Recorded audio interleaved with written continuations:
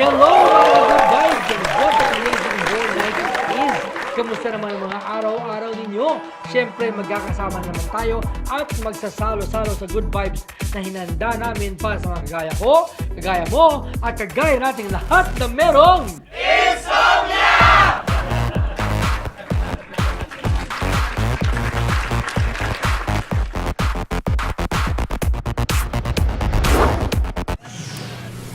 Sabi nga nila, reinvention is the key to sustainability, lalo na sa mga celebrities. Minsan talaga kailangan natin mag-transform at i-enhance pa natin ang ating natural na beauty tulad ng mga celebs na to in our top 10 list. Ito ang ating transformation edition ng Yup Dates Reloaded.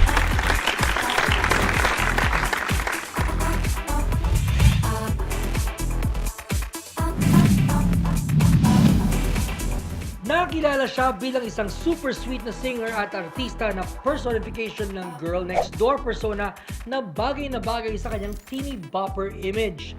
Ngunit ngayon, Roxanne Barcelo or Roxy B has definitely changed.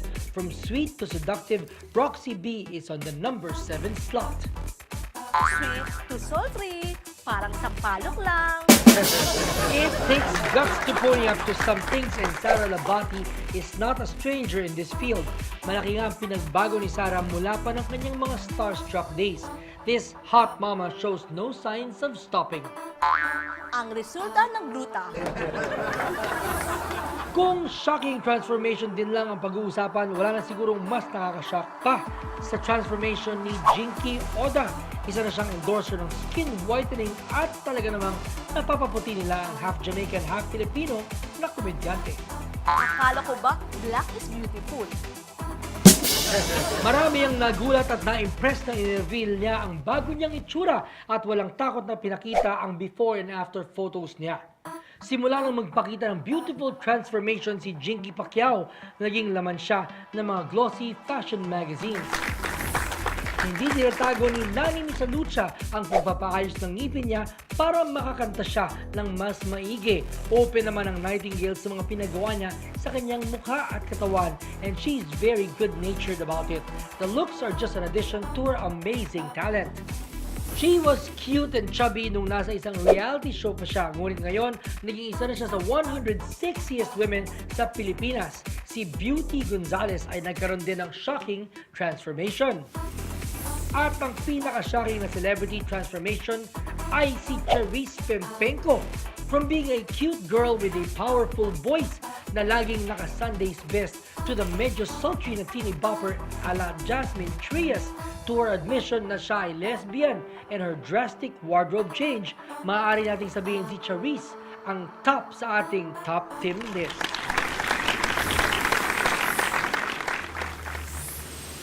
Yup, next she is probably the fairy godmother of beautiful transformation and has built a successful cosmetic and aesthetic empire. Dr. Vicky Belo joins us in bed tonight. Join na kayo sa usapan mga ka-good vibes. Use the hashtag #TheTimYapShow Season 6 and tag us sa Twitter at Instagram @officialtimyap. Ito na, sabay-sabay namin sabihin, ikaw, naka-start ka na ba?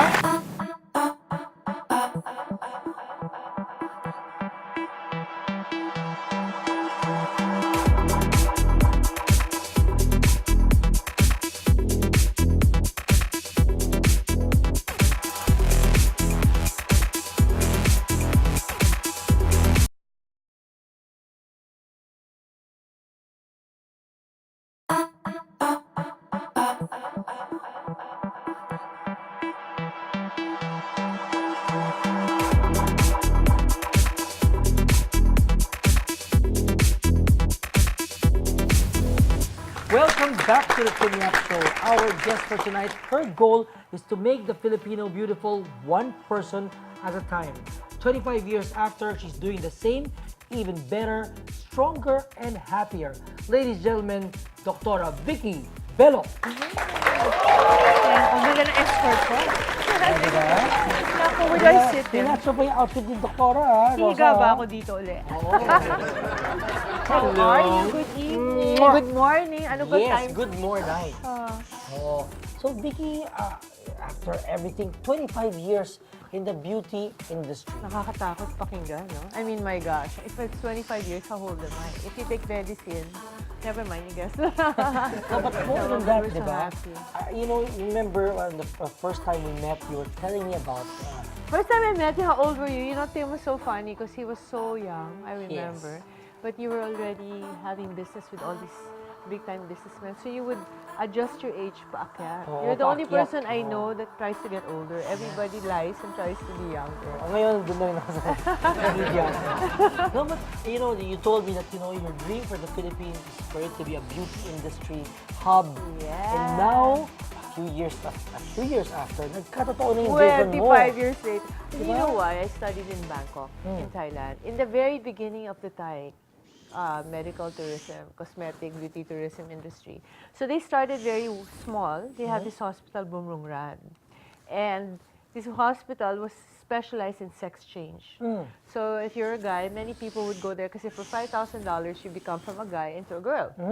The thing is, of course, it's not just the sexual organs that they change. You have to change the eyes, the nose. I don't know if you've been looking at Bruce Jenner. Narinig mo na that Bruce Jenner Of wants course, to become a yes. woman, right? Oh, why does he So in wanna the very beginning, when I was looking at his picture, when I didn't know that he was gay or he wanted to become a woman, I said, why is this plastic surgery so bad? Because if you look at it, he was guapo before, di ba? When he was an Olympian. Then when you look at it now, parang he looks weird. But now they were trying to convert him to a woman, which means finer nose, more cheekbones, ganon. So that's why the Thai people got very good at this. They got good at breasts, at nose, at eyes, from changing men into women. So I was there and I was thinking, the Filipinos are good surgeons. Of course, we're a Catholic country. We won't get known that way. Pero I was hoping that the Philippine tourism industry, people will fly kasi to get more beautiful, especially because we're Asians, our hands are smaller. Because I train all over the world and I see abroad, they really have a handicap kasi they're big people. Yeah, big hand. And their hands are big. So when they do surgery, they're not as Fino. fino as Asians. And I think in Asians naman, I know the Thais are so into tiny details. So are Filipinos, it's in our DNA. So it's been my dream na talaga the Philippines would be a cosmetic industry. Leader, that people would come here. But also, because I love my country so much, I like, it's always what you said earlier, to make the Philippines the most beautiful country in the world, one person at a time. Because I cannot naman build beautiful buildings. I'm not an engineer. So what I wanted is to build beautiful people. So when you walk around Manila, ang Belo-fied. ganda-ganda naman ng mga tao. Oo. Everybody looks so good. And I think it's great without even trying. They were born naman good looking. No, it's because it's enhancement, di ba? Yes, A little of dip here, little tuck there. And I'm so happy because when I started before, 25 years ago, people would bring me pictures of foreign models, foreign artists. And I go, hindi ka bagay because of course you're Asian. And it doesn't fit to have this Spanish nose and Chinese eyes or almond eyes. It doesn't work. But now they want to look like themselves. Wow. Only better. Wow, Diba? and that's a big difference in terms of the perception of beauty. Exactly. And then now, it's still everybody wants to be white. That's still the number one request in my clinic. So, di ba, bakit ganon? I wanna get into the psyche of that, the white. The people want to be whiter. Oh, yeah. Diba? Kasi other people will say, embrace your own skin. And you've had campaigns also embracing the morena. Diba? It doesn't work. They get mad. They get Kasi mad. even if we keep advertising embrace yourself, it's the whitening that will work. The whitening that will sell. So why? I think it's from 400 years of being under the Spanish. And then venerating saints that are all maputi. So in our minds, when you they're pray- superior, di ba? Except for the Black Nazarene. Except for the black Nazarene. But people, kasi what people want from all these years that I've been interviewing, for men especially, men are cheap, right? So they just like makinis, malinis, at buo ang ngipin, which means you look clean, you look fair, and your teeth are full. That's what they ask for. But usually, when you're fairer, you get away with the features not being so good. Nadadala na lang. Because you reflect light. I don't know if you've noticed when movie stars, they enter a room, they look different. Because your skin is usually very good. And so when light shines on them, it bounces back. Diba? But if you have dark spots on your face, all those shadows and the light jumps in. I have no idea what I look like, by the way. Then it won't reflect, it gets absorbed. So you look kind of madumi. Not because you're madumi, but because the light does not reflect. So that's why it's so So you important have to be one color. So you have to be a reflector of light. Reflective. That's why they look like they're carrying their own spotlight. Oh, may sarili silang Pero feel ako, of flow. since I'm older, I have to really carry my own diva light. Dito. Nasa malanga sa floor. I normally bring my own light. I learned that from Corina Sanchez. Of because course. she is, have you been interviewed by her? Yes. Her lighting is perfect. I It know, always perfect. looks so good. Kino Flow din yun. What? Oh, Ano? It's called Kino Flow. Oh, okay. I didn't know that. See, I learned everything from you. Anything. So this afternoon, and this lunchtime, I had lunch with Regina Wilson. And it was such a, while talking to her, I had an epiphany. What was that epiphany? Because last year, towards the end of last year, I was very sad. I was getting depressed because I was meeting so many wealthy people. As in world-class wealth. And I felt like such a failure. Wow, Diba? Dr. So I was Vicky feeling Belo so felt small. poor. And I was thinking, oh my God, these people are talking of billions of dollars or billions. And I said, I'm never going to get there. I'm already 58. And I'm already reaching, parang, like 25 years in the business. Sabi ko, I'm so malayo. So I started getting more and more depressed. And then I spoke, and I said, George, you know what I realized? You should never compare, ever.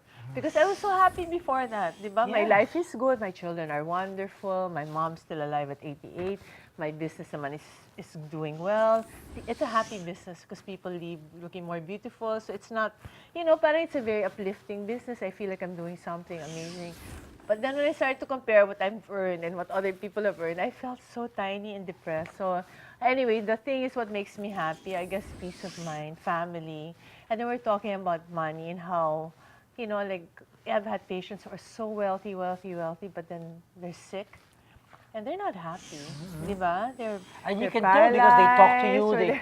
paralyzed, or they're, it's like, or their children are. So, happiness is relative. I'm sure at your age, success means a lot yet.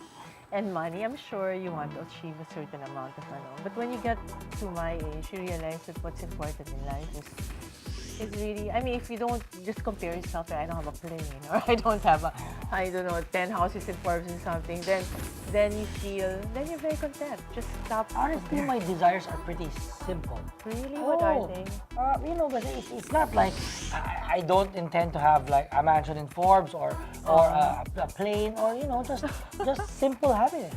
Okay. And what does happiness mean to you? Wait. See, we're so profound here. Oh, diba? No, but see, I've also realized that to a certain degree, the peace of mind is so important. And you know what? My spiritual life, I was telling George, because she's young pa, sabi ko, I said, you're going to be very successful, I know it, because you have a great brain. Clear. And you're going to have self-fulfillment, I know it. I said, but don't forget your spiritual life, because she goes, oh my gosh, you're right. It's not a priority now. But when you get older... Regina, not a priority yan. George. Obviously. Pero spiritual naman siya. I said, you don't have to get all religious.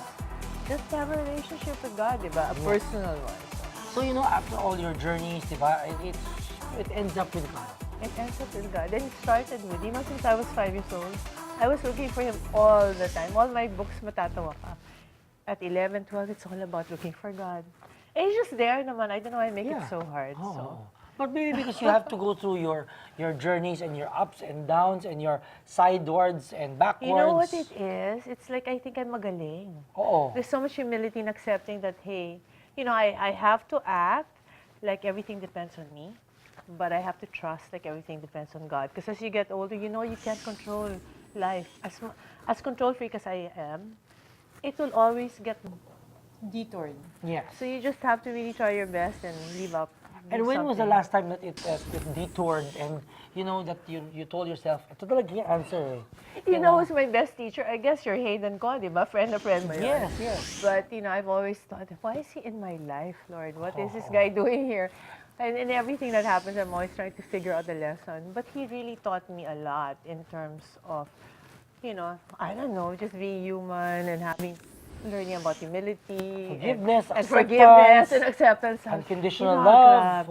Yeah, but at the end, like now, I don't know if you're going to talk to him soon, but now he's the one leading me. Can you imagine that? Parang he's changed so much and he's gotten, I think when the crisis is so huge, you have to really just change, diba? You can't survive without. Of course, my life has been pretty Transform. good. Yeah. So thank you, Lord, don't give me na any more trauma. But Ayaw mo na, tama na. Tama Tama na, na. please. Rest na. No, but I think yun na nga, I think Hayden is in your life because he's meant to lead you on that side naman, on the spiritual path, diba? Teacher, yes. Can you Teacher. imagine this young guy is gonna be my teacher? 50 Shades of Grey. Diba? Ano yung spiritual at 50 Shades of Grey? Napanood mo na ba? Hindi pa kasi. Okay, pupunta pa ako sa Amerika. Oo. May permission pa ako kay Hayden. Pwede ba tayo manood? Because you really want to watch. Curious, di ba? Oo. Pero I don't know. Curious, pero may DVD na. Wag, hindi ka nga ako Wag, nagpa-pirate. wag. Ang dami kong mga ginagawa dahil dyan. Alam mo, pirated, hindi na pwede. Enjoy pa. Never mind. Okay, Enjoy then. pa rin, enjoy pa rin. Oo. No. It's a nice, there's so many faces in life. Yes. But see, with Hayden, you know, of course, despite everybody, despite popular opinion, you guys have remained together. And it's a Yeah, beautiful we'll be thing 10 because- years this year. Wow. Oh my gosh. Diba? The most, because it was never boring. Maybe that's why. Uy. Yeah, but you know, we really have to make a decision. Time is already arriving. You have to either be separated or together. Hindi na pwede yung... How do you guys intend to take the relationship to the next level? Of course, people always ask you about marriage. People always ask you about your family life with Hayden. Yeah. Where will it lead to? I don't know, we're still waiting, we're talking, because there's so many hadlang, di ba? Family-wise, society, God, whatever, children, he loves children, I can't give him children, so what do you want to do with that? So, wala, we're just really talking about it, but I promise that 2015 will be the turning point year. That we have to make a decision, are we together or are we going to be apart? Because this can't go on, it's 10 years already, it's not fair to him. And it's not fair to me, di ba? I mean, we just need to Of course, I'm sure we'll always be together as friends or whatever. But you have to make a decision. Are you going to get married or not? Are you going to, that sort of thing. Well, it's up to who? It's up to you, it's up to him. I think more it's up to God. Oh, it's up to God. Oh. No, I mean, it's up to him. But you have to go through it not like normal people who are young. They fall in love. And then they get into marriage, di ba? They don't really have to analyze everything or think about the consequences of what they do. But since I'm 23 years older, kailangan talaga. Since I'm 23 years old. And I look 16. I wish. Wow, okay. So many turning points. And again, in each turning point, we learned so much.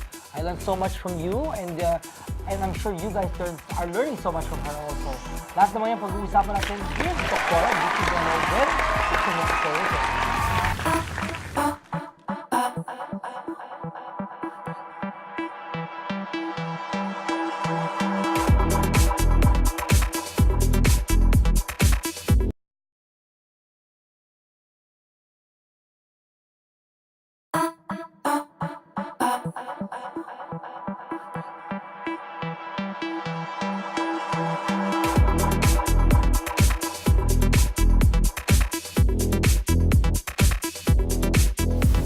And we are back here on the Kenya Show still talking about turning points with Dr. Vicki Belo.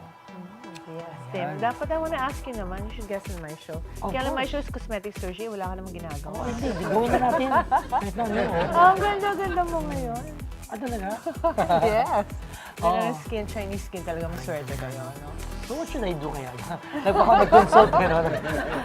But again, changing of attitudes of people before they never want to say whatever they did, di ba? Ngayon, ay, nagpabelo ako. Diba? It's become a term. Well, I've always dreamt that it'll be like an Hermes bag. So I always kid my patients. Honestly, it's become sort of a status symbol for a lot of people. Yes, because Belo I can naman ako. afford. So sabi ko, tattoo na lang my name on your, if I'm the one who does the liposuction, parang mas sculpture yan, di ba? May ganun, parang artwork na may signature. Naman sila, yes. But Uh-huh. for me, your skin is your best accessory. I always tell people, what are you going to do with so many beautiful bags? Jewelry na kalaki-laki, that you look a Christmas tree. You look like a Christmas tree if you're fat. Diba? Parang do something for yourself that's there, whether you have clothes or you don't have clothes. Let's stop with the pretense of girdles and foam. One time I was in Balisinas, laughing and laughing because I saw these little foams floating in the water. So one of the girls in a very bikini, nakakala mo kang ganda. Oo. Nung labas yung phone, sabi ko, magpa-implant ka na, so you don't have to worry about Oo, the para mag-float na siya naturally. Diba? Ganun. Oo. 25 years after you first started, what are the challenges now? Now it's more like, where do you go from here? I feel kasi I'm winding down. I mean, I hope to be able to work till I'm 80, but I'm so afraid to look really old and ugly. I don't want the patients to say, pangit naman ng doktora or matanda na tingnan. And I was hoping that Crystal, of course, would, Tim is the friend of the family as a personal relationship, Yes. Atom and you, Crystal and you, Quark and you, and me and you, but even not your- as a family, And diba? even your dog and me. Dog, sino? Which is your favorite Kasi dog? friend ko yung dog, Si Happy? yung walang kulang ng Yung paa. si Tripod. Oo, Okay. si Tripod. So anyway, going back, Tripod pala. ngayon, yung boyfriend ni Crystal, na sabi naman siyang in love, is from abroad. So suddenly, na-delay na naman yung plano ko. Kasi mukhang, I think my daughter will leave me. Because And she'll live, of course, pursue- where her husband is. Yes. Happy, what do you think? ang bilis naman ng husband na kagad. Tinanong talaga kasi natin. malapit yung din, mga plans ni nafe-feel ko na Crystal. talaga, nakaka-insecure. Honestly, nafe-feel You ko know, I talaga. never thought of, I was thinking my kids, I thought I'd be a grandmother at 58 or 50. And these kids are taking forever to get married. So I was kind of like, when are you guys going to Your give me kids are grandkids? taking forever to get married. And you know naman they say, when you're happy at home, you don't feel like having to escape and get married. But I'm more than welcoming any of my in-laws. And then now, hala, I think she's leaving. And she's always been my heir apparent. When the kids were born kasi, Quark, Atom, when they were babies pa, I said, Atom, I decided the girl is mine and the boy is his. Diba? In terms of, kasi we both have businesses that are very different from each other. But Quark turned out to be such an artist, Director, you know, creative, very creative. So he doesn't want to take over Atom's business. And then Crystal was supposed to take over mine. She didn't want to be a doctor. So now she became the businesswoman, very successful naman. But still, now she might leave me. So I have to, now I'm working harder than I ever have. Balik! Kasi for the last 5 years, I've been transferring everything to her. Yes. And, you know, letting her take over, already training her. And then now I'm realizing, oh no, she might not be here. So I have Paano yan? to get back to work. Wala, I said nga, I always complain to, kasi then he's always complaining I'm so busy. But darling, I'm really working harder than I ever have because I have no heir apparent pa to give it to. No, because you would think that after 25 years, pwede ka na mag-relax. But hindi. Because Ay nako, competition kaya is getting more and more. They're all copying me now. but the nature of the business is that you work harder as it goes by, di Buti ba? na lang if you love what you do, you never have to work a day in your life. Exactly. Correct. And still, and daily you go to the clinic. I Ay, know. di Hey ba? guys, I'm always in the clinic. I don't know what Yeah. rumor came about that everybody's like this. You still see patients? Oo. Every day. You still do surgery? Every day. Do I look bad? Cannot anymore. Grabe. No, I super love doing it. It's Oo, so, oo. you should see like Michael Jordan. And you should see her in the hospital, you know, with her lab gown or her teddy bear, no? Anong teddy? Hindi, meron. No, Yung you have Christmas No, I love teddy bears kasi so they're all over the clinic. Yes. But I mean, more than anything, I love creating and changing people's lives by making them look more confident. I mean, look Yes. better and become more confident. Because you see it all the time. It's so fulfilling. It's better. Of course, I like the money too. But no, it's just the way, you know, they come to the clinic, naka-big shirt, nahihiya, won't even look at me in the face, wearing ugly clothes. And in 3 months, transform. wow, excuse me, such Oh, confidence, oh, di ba? oh, oh. I don't know, sometimes sumusobra, but Meron so how do you tell patients who nasobrahan na sa paggawa that hey wait, No, I always, wait lang, oo. because that's my job. That's my job to, they get addicted to the compliments. That's what really happens. I've analyzed it. Every time they have something done, wow, you look so good. After a while, people get used to it.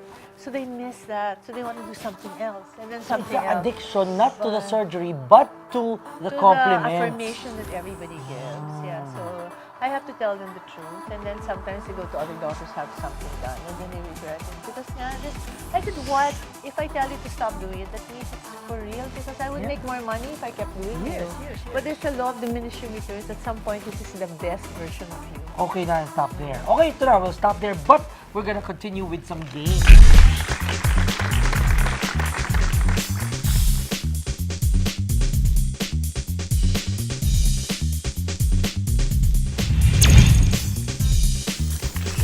Continuation to supply you with the category, you give me the answers. Okay. Okay. 3 favorite moments in your life. Oh, that's easy naman. Clark born, Crystal born, and my mom still being alive all the time. Okay. 2 things you can't live without. Ay, nako, that's Lisa. You know, the things that make me miserable are, I can't live without, of course, God, and I'm sorry to say, blow dry. Blow dry. Makeup artist. No naman, I can go without makeup artist, but my hair, if it's not in the proper, I can't, you know, my hair, kasi it doesn't have a mind of its own. So, I'm so masungit if I don't have a blow dry. Really important talaga yung hair. So that's why I will bring Lisa or my friend, they're only calling, why do you have to bring? In Israel, can you imagine? In the middle, I did the whole tour of Israel, and of course you have to have a taga-blow Holy dry Land, na bus. bagay yan, oo.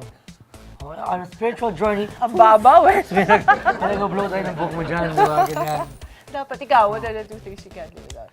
Ako, wala. I can live without, I'm not pretty, I'm very, it seems like I'm attached to material things, but I'm really not. I mean, honestly. Really? Yeah. Really? You can stay anywhere, sleep Yeah, anywhere? honestly, I can do roughing it, I can do living it up. I'm comfortable in both. I wish I was with you. Yun, Crystal's like that. Oh, di ba? Yan, me And Quark also. Yes. One message to your former self. To my former self. I think everything happens for a reason. My biggest trauma in life is that I'm adopted. You know, so in my head, the interpretation there was my parents didn't love me, they gave me away. What's wrong with me? But you know, I think after reading Steve Jobs and connecting the dots, it also is what spurred me on because when I was 5 years old, my kids in school bullied me and they said, "Why did your parents give you away? It's because you're ugly." And some other kid, 5-year-old, said, "No, it's because she's so fat." So I think at 5 years old, I made my career this. And so anything that happens in your life, it will all tie up for the best. And then now, when you look at them, they're the ones who are ugly as that. I don't even remember who those kids were, Yes, but they affected my life for the whole life. Because when Yeah, you're only profoundly, 5, yes. you have no filters. You cannot defend yourself. It just goes in. And you believe it. And you can't erase it. It's in your subconscious. Okay, Vicky also like now that after 25 years, right? I think it's time to dream new dreams, right? Because for the country, for yourself personally, for every aspect of your life, what are your new dreams? My new dreams are to actually make Belo. It's become international, believe it or not. I'm so happy that people fly from all over the world to come here. And people also want to open Belo clinics everywhere. So I've stopped fighting because what I did is I tried to open it myself. And I really cannot. I only have one body. And I get tired traveling. I had a clinic in LA. So now what we're hoping to do is to franchise finally Belo. Belo Essentials to open because now with the SCN integration, I want the Belo brand to be well known with quality products that are Filipino made all over the world. So I'm just, I really love my country and I want to be able to be nationalistic without having to run for office because that would be, I would age 20 years in 1 year. Yeah. So ganito na lang my contribution. Wow. But you know what's beautiful about you is that your search to always be happy inside and out. So in the end, you make people beautiful, but you also, you also do so much unearthing on your own.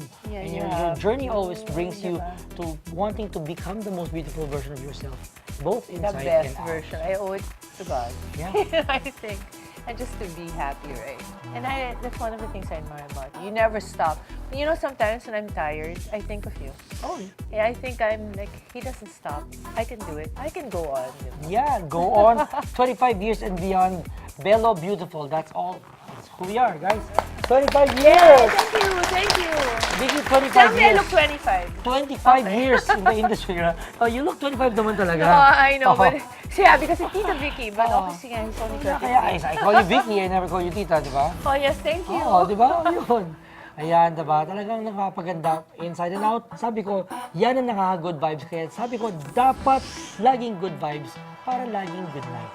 Dapat Diba? lang, Before you sleep, It's a diba? choice to be happy. Exactly. Thank you so much, Marriott Hotel, for being our home for that. And thank you, Vicky, Dr. Vicky Belo. Thank you so much. Thank you for being such a wonderful friend to us. But also, I'm so inspired by how much you love the country, number one, patriotic, how much you love your family, how much you love making people beautiful. It's such a inspiring. Yeah, that's really what keeps me going.